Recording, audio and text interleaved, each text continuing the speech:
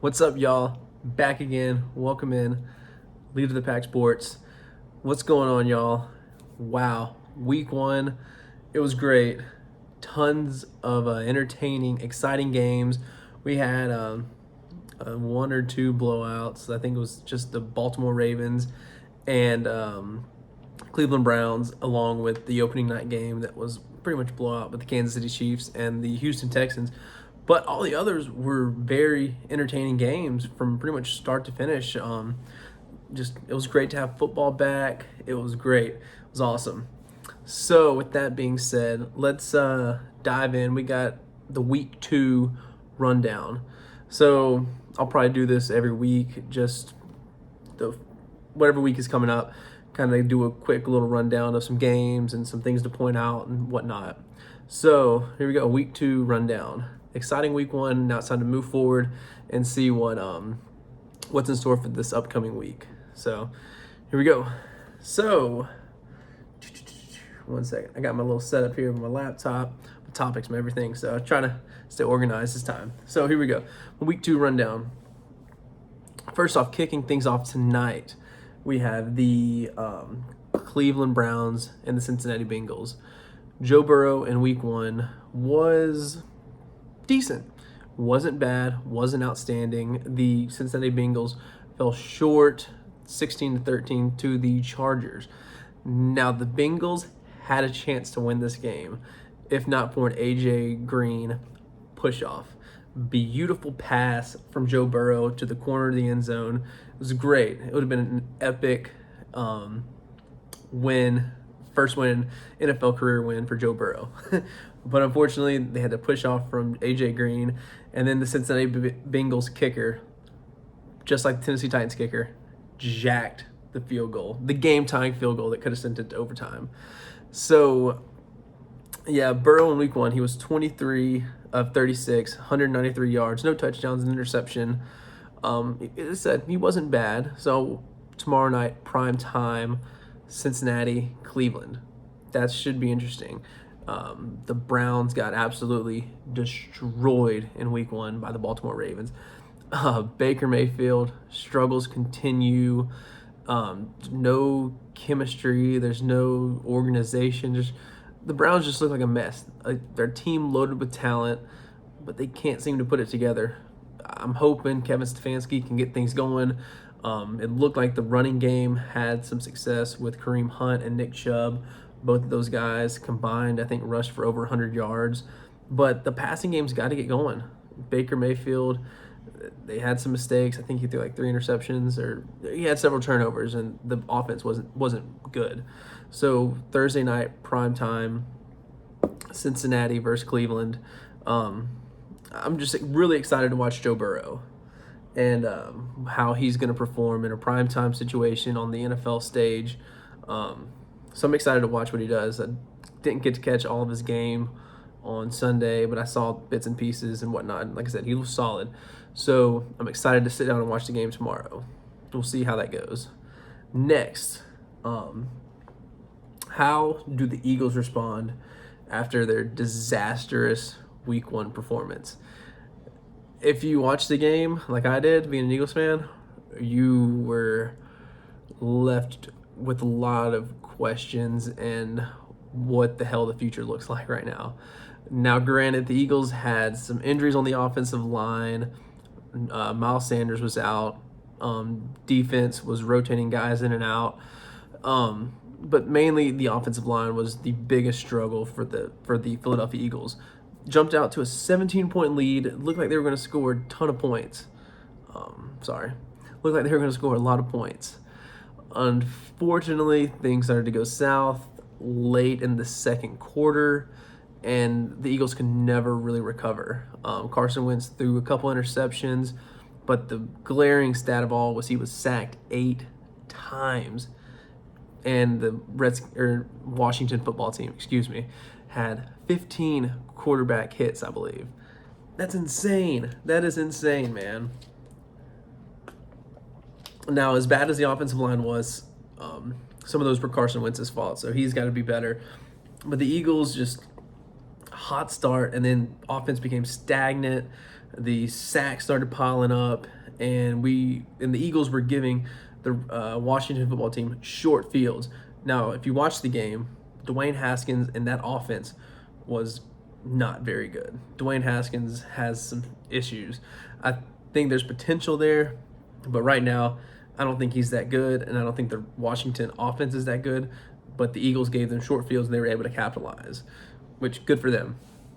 But the Eagles take on the Los Angeles Rams on Sunday, which won't be any test or any piece of cake, because if you watch the game Sunday night, the Rams looked really good against the Cowboys.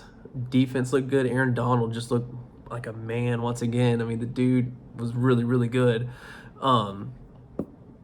But the Rams and the Eagles game, I mean, the Eagles need to do something more. Obviously, Miles Sanders, I believe, will be back. Lane Johnson is scheduled to be back. So having offensive line and a running back and should take some help with Wentz and take some of the burden off, hopefully.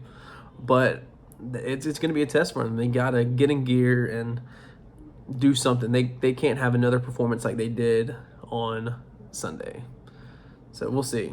But I'm looking forward to seeing what the Eagles can do to bounce back from that just horrendous performance. Next.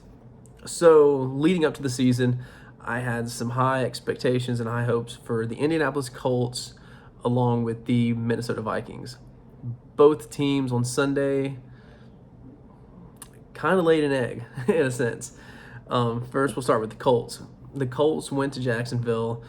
Everybody thought the Jacksonville Jaguars were going to tank this year. I don't know if that's their plan still or what, but the Jacksonville Jaguars looked really good on Sunday as they beat Indy. Now, the Colts outgained, let me pull it up. The Indianapolis Colts outgained the Jaguars 445 yards to 241. What else did they do here? Now, in their own time of possession, 33 minutes to 26 minutes. Not that big of a difference, but in a game that can play a role. But the biggest thing was they had 445 yards, 200 to 221 yards. But the Colts had 2 turnovers. They were terrible on third down, and they could not punch it in the end zone when they were in the red zone. 2 for 5 in the red zone, and 4 of 12 on third down. Colts just didn't play as well as I thought they would. Now, Phillip Rivers, he's older. He's had some turnover problems here lately, and that showed. He had 2 interceptions, I believe, and they just looked kind of out of sync. They didn't look like they had any sort of rhythm. I think this Colts team is really good. They have one of the best offensive lines. They have some talented weapons. They added Jonathan Taylor and a receiver out of USC. I'm going blank on his name right now, to go alongside T.Y. Hilton and Jack Doyle. Also, the defense has some talent as well, but they just laid an egg on Saturday or Sunday. So I'm looking to see if they can bounce back. If Phillip Rivers, is he going to be the inconsistent Phillip Rivers we saw last season, or can he turn it around and be better and more like the 2018 Phillip Rivers that got the Chargers to the divisional round, I believe? So we'll see. The other team, Minnesota Vikings. Now, I picked the Minnesota Vikings to win the NFC North. I was high on them. They added Gary Kubiak as the offensive coordinator. They added Yannick Ngakoue to the defense.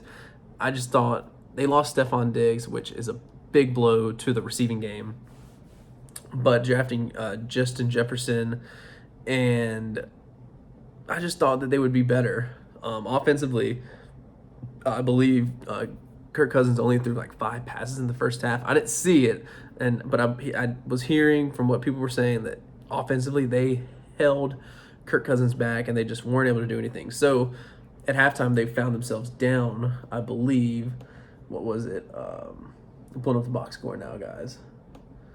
Unfortunately, this is how I have to do stuff too. Let me see. At halftime, they found themselves down 22-10, so they're having to fight back. Now, the Vikings did come back a bit, losing 43-34 Defense definitely gave up more points than I expected. Now, Aaron Rodgers was playing outstanding in that game, but the Vikings defense gave up way too many points and couldn't get off the field and whatnot. But offensively, again, Gary Kubiak, a really good offensive guy, taking over as coordinator, I thought he would be able to do more to maybe elevate Kirk Cousins. Now, I don't think Kirk Cousins will ever be an elite caliber quarterback. I think he is what he is. More often than not, he won't lose you the game, but he can't elevate your team to that next level to win it, if that makes sense. But I thought there would just be more sparks, more fireworks, more something from them, but it wasn't there. And Dalvin Cook only had 50 yards on 12 carries. You got to give Dalvin Cook the ball more. You got to get him going. He's a really, really explosive, dynamic back. He did have 2 touchdowns, but only 50 yards rushing. You got to get this guy going. 12 carries, come on. Get him 18 to 22 carries. I mean, that's what you probably need to get with him. Get him the ball on the outside. Just, he needs to be more involved. So I look for their game. Sorry, let's go back to this. Minnesota and Indianapolis are playing this week. So that's where it brings me back to all this. So which of these two 0-1 teams can bounce back and kind of ride the ship and get things kind of on track? So that's what I'm looking forward to seeing right here, is which one can bounce back, basically, because neither one of them played all that great in week 1. So sorry for the ramble, but that's what I was trying to get to. Next, we have Tom Brady and the Tampa Bay Buccaneers. The primetime afternoon game between the Bucs and the Saints did not, in my opinion, live up to expectations one bit. The Saints won, but whether it was rust, COVID, 2020, whatever it was, Tom Brady and Drew Brees both looked old in this game. Now, they're both great quarterbacks, future Hall of Famers. You know, they're the best. They're the best. But they looked old. Now, Tom Brady looked not like Tom Brady. Drew Brees looked old, but he got it done. He rode the ship and got things done. They got the win. But Tom Brady, on the other hand, man, it got ugly for them after that first quarter. Tom Brady had that rushing touchdown, and things kind of went south for them. Brady threw 2 interceptions. One was a pick six. Rarely ever do you see that. He did follow it up, with 2 throwing touchdowns and a rushing, so 3 total touchdowns. But he didn't look like the same Tom Brady. The Buccaneers offense, no real explosive plays, nothing different. They looked kind of blah. Mike Evans didn't even look like he was engaged. Rob Gronkowski was nowhere to be found. Those 2 guys alone, Mike Evans and Rob Gronkowski, combined for 3 catches for 13 yards. I mean, those are your 2 big guys right there, especially Mike Evans being the young number 1 receiver. That dude has to produce more. I don't know if he was battling injuries. I forgot to look at the injury stuff, but was he battling injuries? What was going on? He's got to be better. But yeah, Tom Brady, 23 of 36, not horrible, but not very Tom Brady-esque. But again, it really falls back on just the overall offense, not looking up to par and just being kind of blah and no explosiveness, really nothing different, I guess. And I figured we would have more, something different with Tampa, but I guess not. We'll see. Week 2, they are taking on the, let me look. That's what I'm trying to get at, guys, is week 2 matchups kind of. But they're taking on Carolina. Carolina was decent in week 1. They lost. So, I mean, it'll be a test for Tom and Tampa. We'll see what they can do. Another divisional game. Tom Brady's not used to losing divisional games, so we'll see. We'll see what happens here. Hopefully they can turn things around, get a win, and we'll see Tom as Tom once again. But as a week 1, not pretty. finally, we have, can the Texans slow down Lamar Jackson and the Ravens to avoid an 0-2 start? If you watched the season opener last Thursday, the Texans did not look good. Defense had their moments, but their offense looked bad.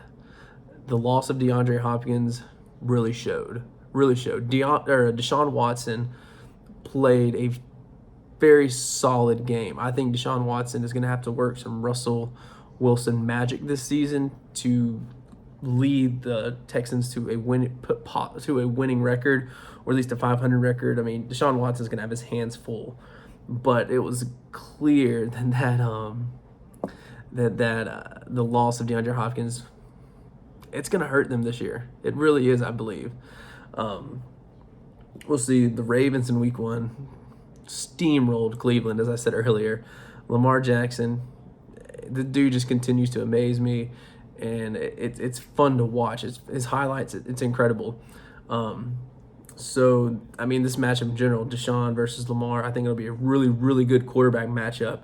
Obviously, Lamar is loaded with talent around him. Deshaun Watson, not so much, but we've seen Deshaun Watson do some really good stuff. So, I don't really give the Texans much chance in this one, but I just feel like that quarterback matchup will be fun to watch, even though the Baltimore Ravens will probably win this thing, probably by double digits. I don't think they'll run away with it like they did against Cleveland, because as much as I don't really like Bill O'Brien, he's still a solid coach and has done a really good job with the Houston Texans. So that should be interesting matchup, definitely good quarterback matchup for sure. But it was clear, though, in week 1, DeAndre Hopkins not being in Houston is going to be a problem. So that's my little week 2 rundown, my 5 games.